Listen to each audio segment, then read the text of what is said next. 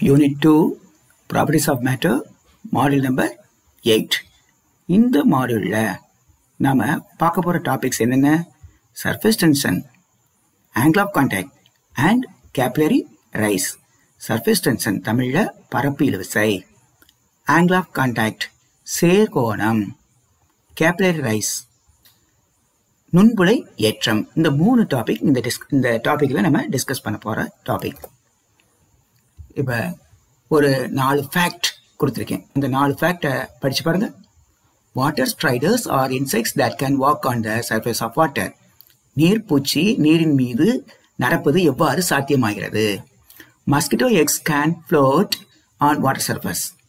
கொசுவின் முட்டைகள் நீர் பரப்பின் மீது மிதப்பதற்கு என்ன காரணம்? Warm water is used for washing purpose. This action is replicated by adding detergents to cold water. துணிகளில் அழுக்கு நீக்குவதற்கு வெதுவெதுப்பான தண்ணீர் உபயோகப்படுத்தப்படுகிறது. அல்லது குளிர்ந்த தண்ணீர் என்றால் டிடர்ஜென்ட்ஸ் சேர்க்கப்படுகிறது. ஏன்? A needle placed on water can be made to float. If the surface is ruffled, the needle will quickly sink. ஒரு ஊசி, கிரீஸ் தடவப்பட்ட ஊசியானது நீர்ப்பரப்பின் மீது மெதுவாக விடப்பட்டால் அது மிதக்கும். அந்த நீர்ப்பரப்பை சற்றே அசைத்தோம் என்றால் அந்த நீடில் மூழ்கிவிடும். இதற்கு என்ன காரணம்? இந்த 4 ஃபேக்டுக்கும் என்ன ரீசன் அப்படின்னா சர்ஃபேஸ் டென்ஷன் என்ற ஒரே பதில் தான் நம்ம சொல்றோம். சர்ஃபேஸ் டென்ஷன் தமிழ்ல பரப்பு இழுவிசை.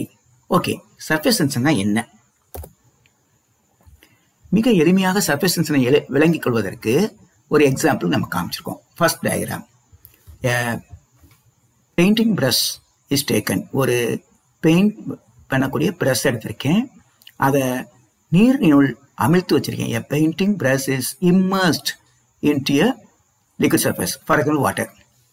The bristles spread out. அதில் இருக்கக்கூடிய குச்சங்கள் நன்கு விரிந்து காணப்படுது. இப்போ இந்த பிரஷை வெளியே எடுத்துட்டோம்னா இந்த குச்சங்கள்லாம் ஒன்னோட ஒன்று ஒட்டிக்கிடுச்சு.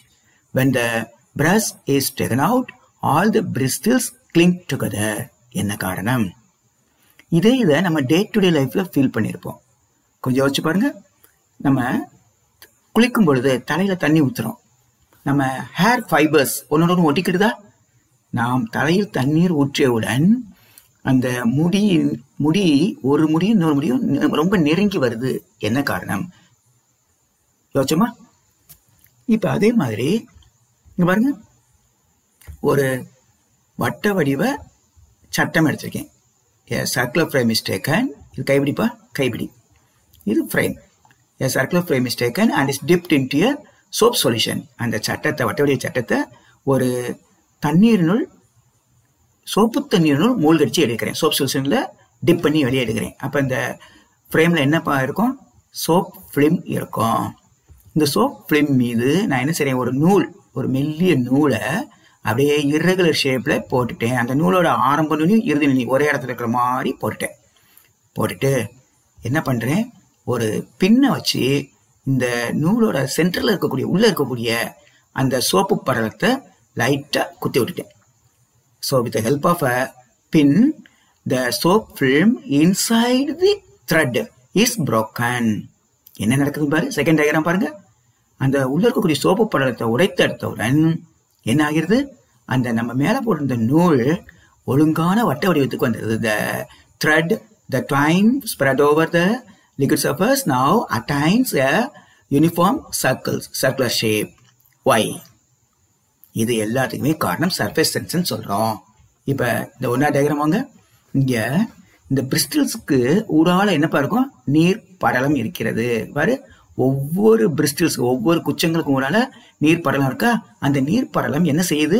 தனது புறப்பரப்பை சுருக்கிக் கொள்ள முயற்சி செய்யுது.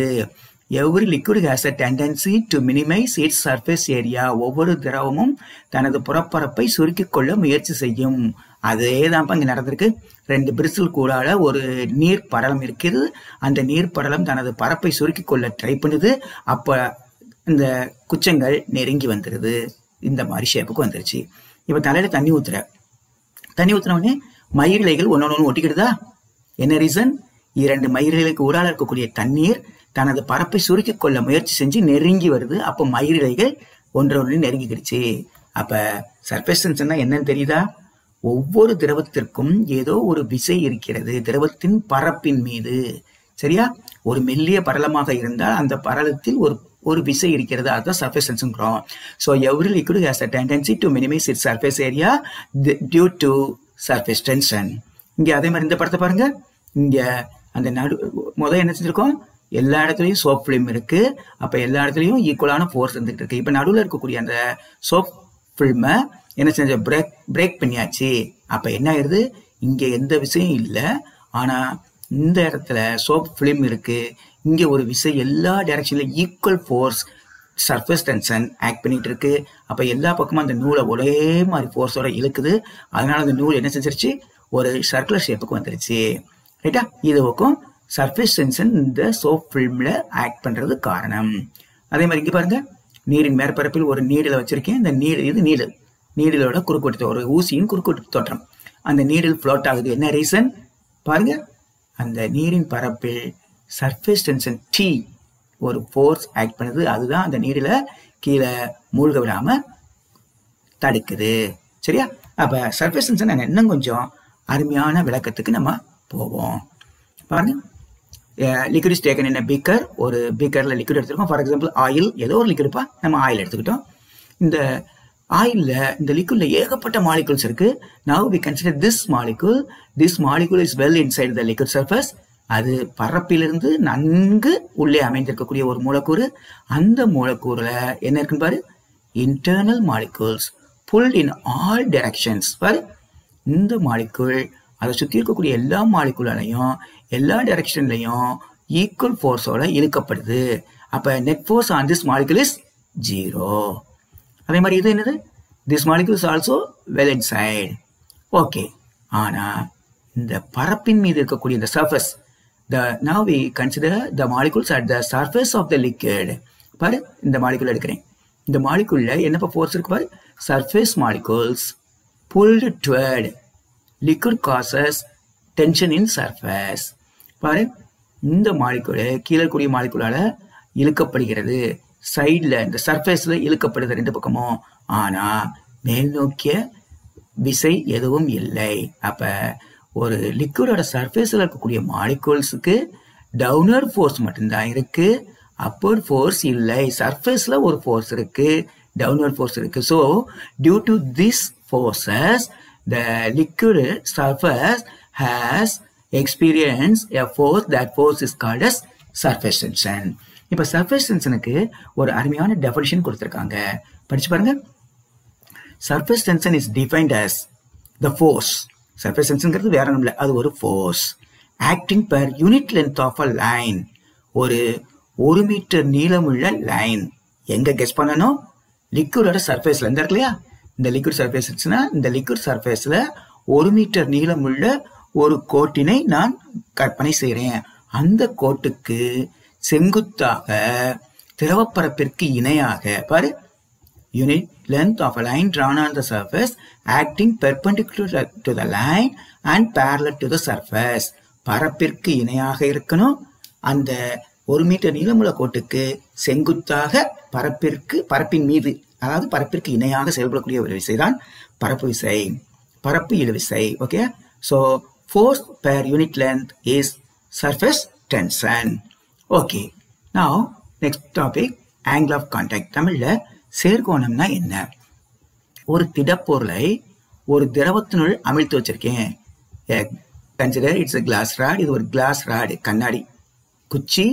அதை வாட்டர்ல டிப் பண்ணி வச்சிருக்கேன். அப்படி வைக்கும்போது அந்த வாட்டரும் அந்த சாலிட் அண்ட் லிக்விட் டச் பண்ணக்கூடிய பாயிண்ட் தானப்பா. இந்த பாயிண்ட்டுக்கு பேர் என்ன? பாயிண்ட் ஆஃப் கான்டாக்ட், தொடுபுள்ளி. அந்த புள்ளியில திரவத்தின் பரப்பிற்கு ஒரு தொடுகோடு, திரவங்களுக்குள்ள வளைஞ்சிருக்கா, லேசா சற்றே வளைஞ்சிருக்கு இந்த இடத்துல. அப்ப இந்த திரவத்தின் மேற்பரப்புக்கு ஒரு தொடுகோடு வரைஞ்சிருக்கேன்.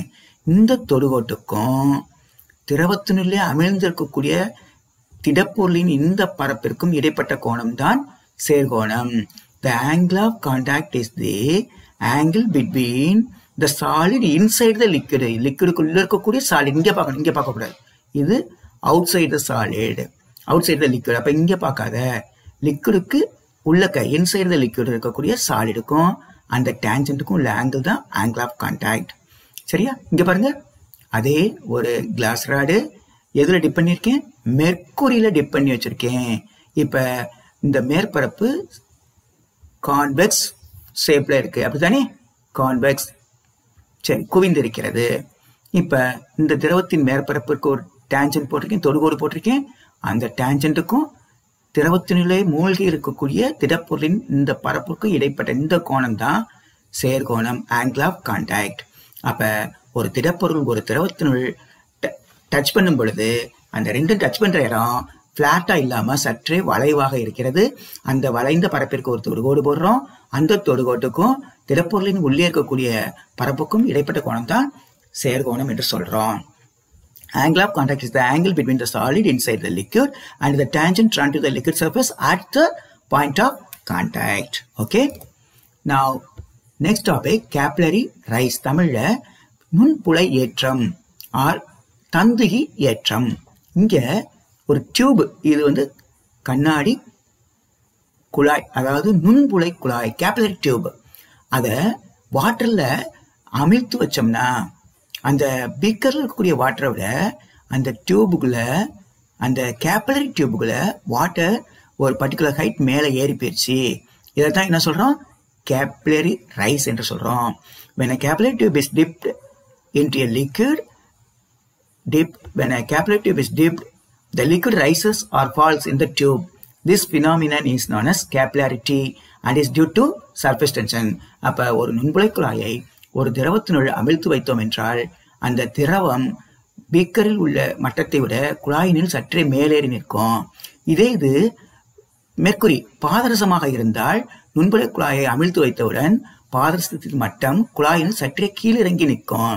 இத கேபிலரி டிப் என்று சொல்றோம். இத கேபிலரி ரைஸ் என்று சொல்றோம். சரியா? அப்ப கேபிலரி ரைஸ்னா என்ன? ஒரு கேபிலரி டியூப் ஒரு லிக்விட்ல வெர்டிகலா இம்மர்ஸ் பண்ணும்போது அந்த லிக்விட் கேபிலரி டியூப்ல சற்றே மேலேறி போகுது அல்லது சற்றே கீழே இறங்குது. இத கேபிலரி ரைஸ் என்று சொல்றோம். ஓகே. அப்ப இந்த மாடல்ல நம்ம என்னென்ன தெரிஞ்சுக்கிட்டோம்? சர்ஃபேஸ் டென்ஷன் என்ன தெரிஞ்சுக்கிட்டோம், ஆங்கிள் ஆஃப் கான்டாக்ட் என்ன தெரிஞ்சுக்கிட்டோம், கேபிலரி ரைஸ் என்ன தெரிஞ்சுக்கிட்டோம். ரைட்டா? அப்ப இந்த கொஸ்டினுக்குலாம் நெக்ஸ்ட் கிளாஸ் வரும்போது நீங்க ஆன்சர் உங்களோட நோட்ல எழுதிட்டு வரணும். Question number 1, define surface tension. Question number 2, what is the angle of contact? Question number 3, what is capillary rise? And question number 4, raindrops are spherical in shape. Why?